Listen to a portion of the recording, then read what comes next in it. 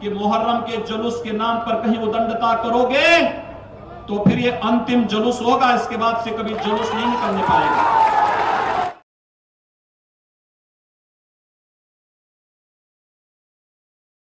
इसके अंदर उससे पहले जो टीएमसी के सहयोगी दल उत्तर प्रदेश में शासन करते थे, उनके समय में जहां जहां से पलायन होता था वहां वहां से हिंदुओं को वापस लाया गया है।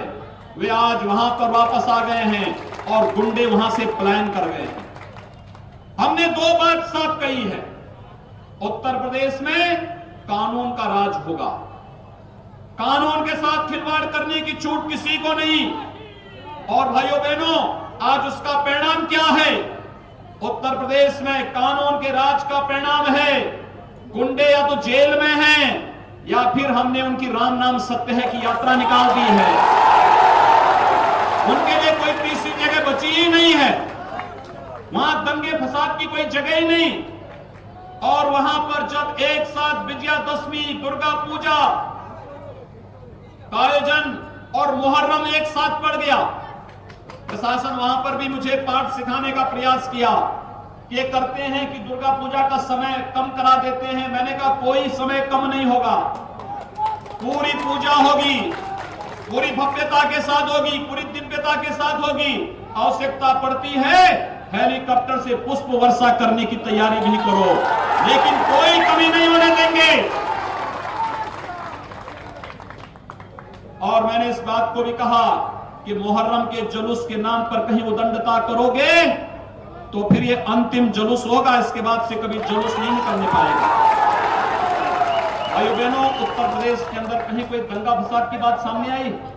कहीं नहीं हुई। कोई दंगा नहीं, कोई फसाद नहीं, कोई अराजकता नहीं, कोई गुंडागर्दी नहीं। और ममता दीदी ने एक स्वर में कह दिया कि दुर्गा पूजा होनी ही नहीं चाहिए, रोक लगा दी। वो तो यहाँ के श्रद्धालु जन मां दुर्गा जी के भक्त, मां काली के भक्त जब कोर्ट में गए और माननीय न्यायालय ने आदेश दिया कि अगर उत्तर प्रदेश में दुर्गा पूजा और मुहर्रम एक साथ हो सकता है तो बंगाल में क्यों नहीं हो सकता, कोलकाता में क्यों नहीं हो सकता, बारासात में क्यों नहीं हो सकता है। यहां पर न्यायालय को बार बार सरकार को बताना पड़ता है, तब जाकर के इनकी आंखों को कुछ दिखाई देता है, इनकी कानों को सुनाई देता है। आपकी आस्था इनको नहीं दिखाई देती, आपकी पुकार इनको नहीं सुनाई देती। जो लोग आपकी पुकार नहीं सुन सकते, जो लोग आपकी गुहार नहीं सुन सकते, क्या उनको वोट मिलना चाहिए? उनको वोट मिलना चाहिए? ये बंगाल, आखिर बंगाल के अंदर इतना संकट आज क्यों आया है? पूरा देश विकास की प्रक्रिया के साथ आगे बढ़ रहा है।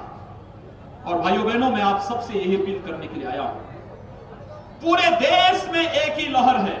और सचमुच मैं पिछले दिनों पुरुलिया भी गया था, मैंने पहली सरकार देखी इतनी तानाशाही पूर्ण सरकार जिसने मेरा हेलीकॉप्टर ही लैंड नहीं करने दिया था। आज भी परमिशन नहीं दे रही थी, कल रात्रि को परमिशन मिली है। जब हमारे भाजपा के पदाधिकारी आंदोलन किए तब रात्रि को परमिशन मिल पाई, नहीं तो परमिशन भी नहीं दे रही थी सरकार। मैंने कहा जाऊंगा जरूर, पुरुलिया भी गया था और मैंने कहा बारासात में अगर सभा है तो जाऊंगा जरूर, चाहे कैसी भी स्थिति हो। इस अराजकता के खिलाफ, इस तानाशाही के खिलाफ हम लोग लड़ेंगे। और मैं तो अभिनंदन करूंगा सचमुच, कल रोड शो का जो कार्यक्रम हुआ था, भारतीय जनता पार्टी के राष्ट्रीय अध्यक्ष अमित शाह जी का जो रोड शो का कार्यक्रम हुआ था, मैं अभिनंदन करूंगा कि इतनी गुंडागर्दी, इतनी अराजकता के बावजूद टीएमसी के गुंडे जगह जगह तोड़फोड़ और आगजनी कर रहे थे, प्रशासन मौन बना हुआ था। और सबके बावजूद भारतीय जनता पार्टी का कार्यकर्ता और बंगाल की जनता ने टीएमसी के गुंडों की गुंडागर्दी को दत्ता बताते हुए अपना रोड शो के कार्यक्रम को अनवरत जारी रखा। और मैं अभिनंदन करूंगा उन कार्यकर्ताओं का जो विपरीत परिस्थितियों में इस तानाशाही के खिलाफ, इस अराजकता के खिलाफ यहां पे लड़ करके आज भारतीय जनता पार्टी का झंडा घर घर में लगाने की तैयारी के लिए यहां पर आए हैं। भाइयों बहनों, हमारे लिए सचमुच बहुत बड़ी बात है। इन विपरीत परिस्थितियों में भी आपके द्वारा कार्य किया जाना ये बात को साबित करता है कि ममता दीदी पूरी तरह निराश और हताश हो चुकी है। और मैं तो इस बात को कहने के लिए आया हूं, कल भारतीय जनता पार्टी के राष्ट्रीय अध्यक्ष अमित शाह जी के रोड शो के कार्यक्रम पर टीएमसी के गुंडों का हमला इस बात को साबित करता है कि कल के हमले ने टीएमसी की सरकार की एक्सपायरी डेट भी लिख दी है कि 23 मई के बाद बंगाल के अंदर भी राष्ट्रवादी सरकार का ही पुनर्गमन होना है। और उस उद्देश्य से आज मैं आपके पास आया हूं।